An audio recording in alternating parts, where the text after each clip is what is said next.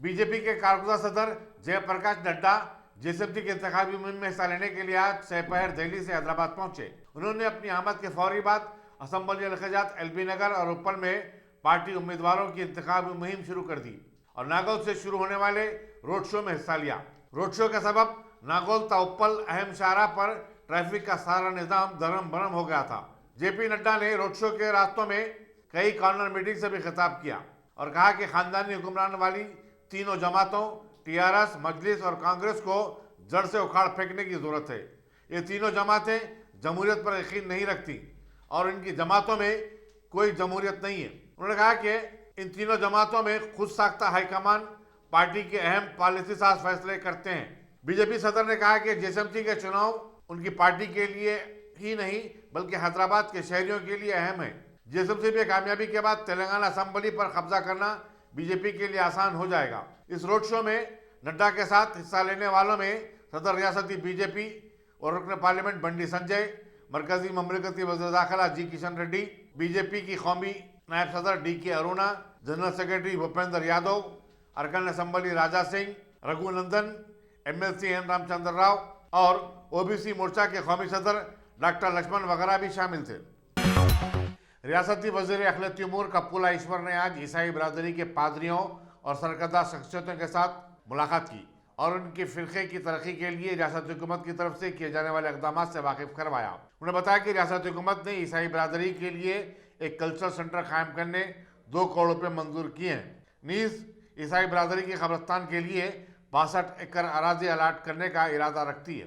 Christmas के मौके पर 2.5 लाख से ज्यादा गरीब ईसाई खानदानों के लिए मलबूसात पर मुश्तमिल गिफ्ट पैकेट्स तकसीम किए जा रहे हैं। इस मौके पर ईसाई बरादरी की असेंबली स्टीफन, टीआरएस के लीडर राजू सागर, शंकर ल्यूक और दूसरे भी मौजूद थे।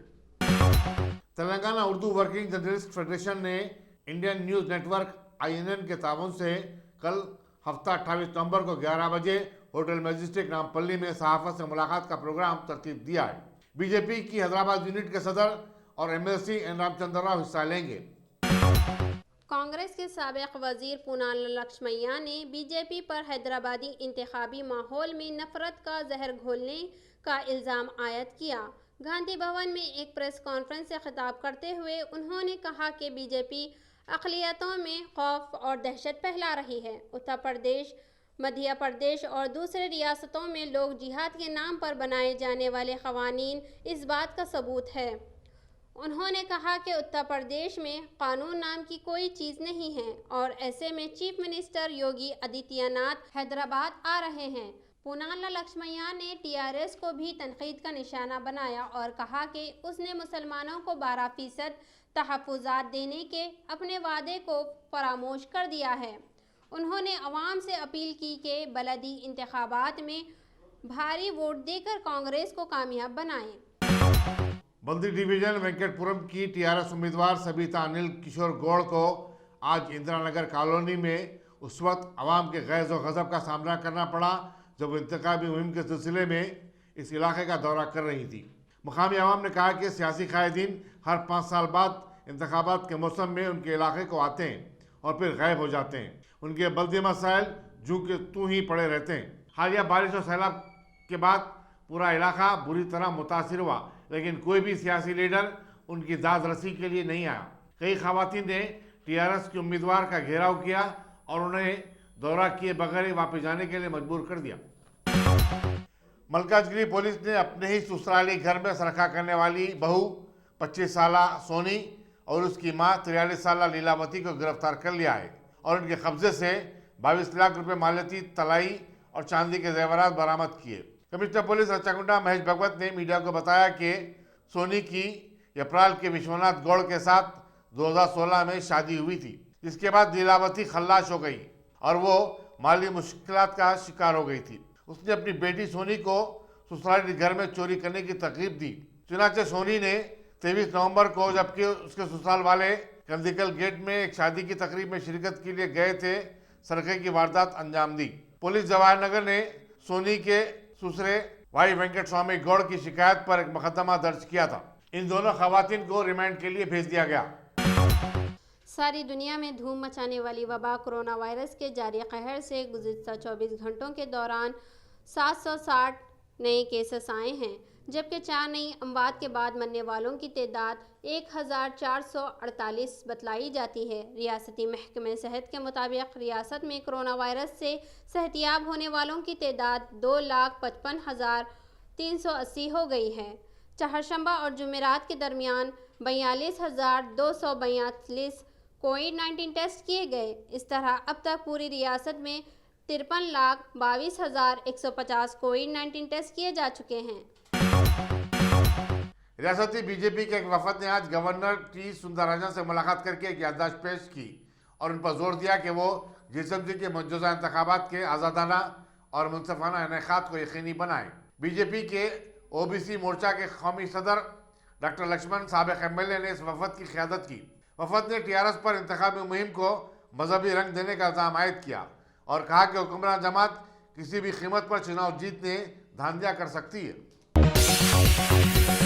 جامبا کے TRS امیدوار آنند گوڑ نے آج بعد نماز جمعہ درگاہ حضرات یوسفین پر حاضری دی اور چادر گل چڑھائی۔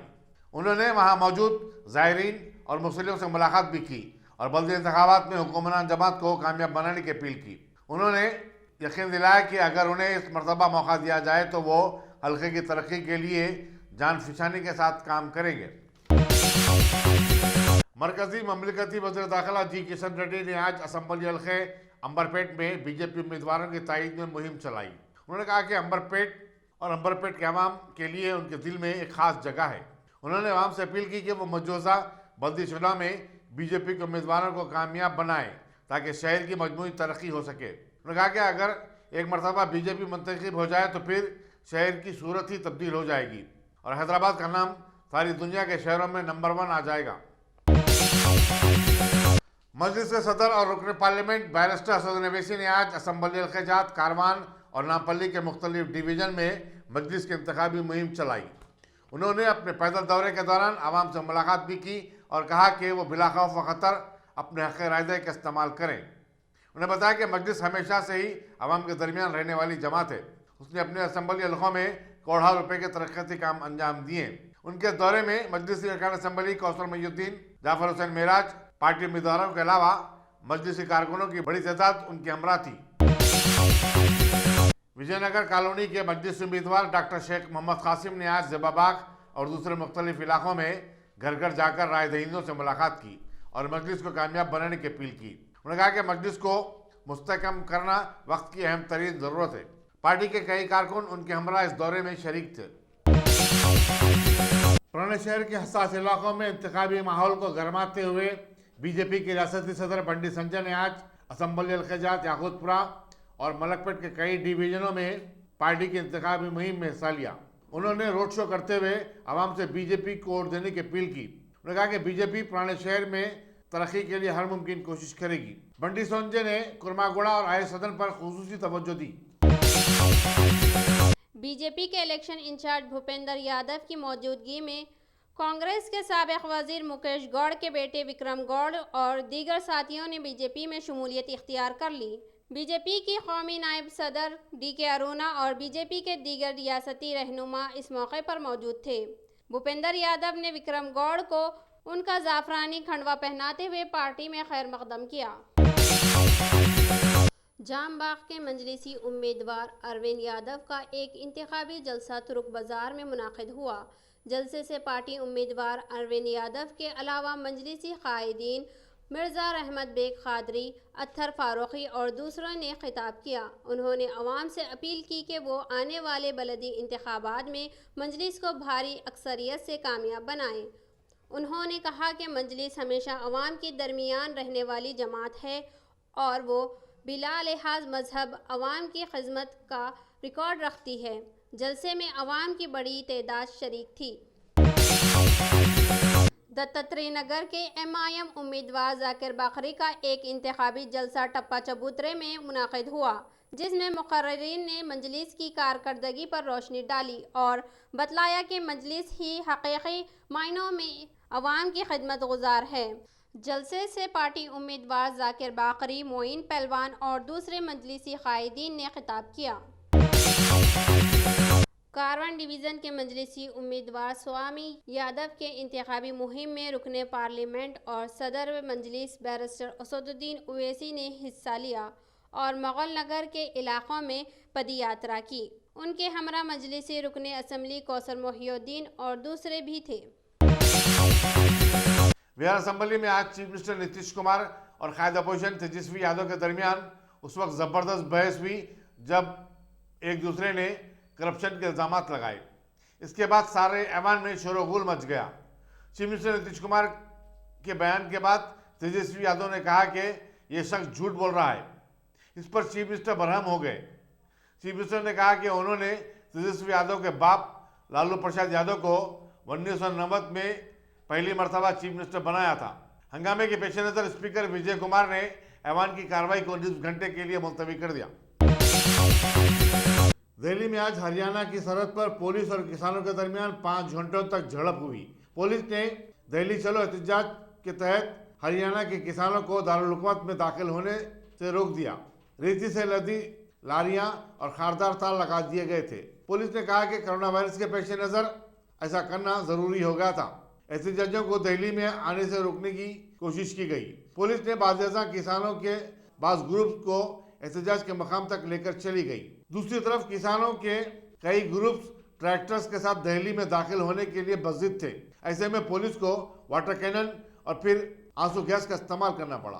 دیگر ریاستوں اتر پردیش، اتراکھنڈ، راجستھان، کیرلا اور پنجاب کے ہزارہ کسان بھی چلو دہلی پروگرام میں حصہ لینے کے لیے پہنچے تھے۔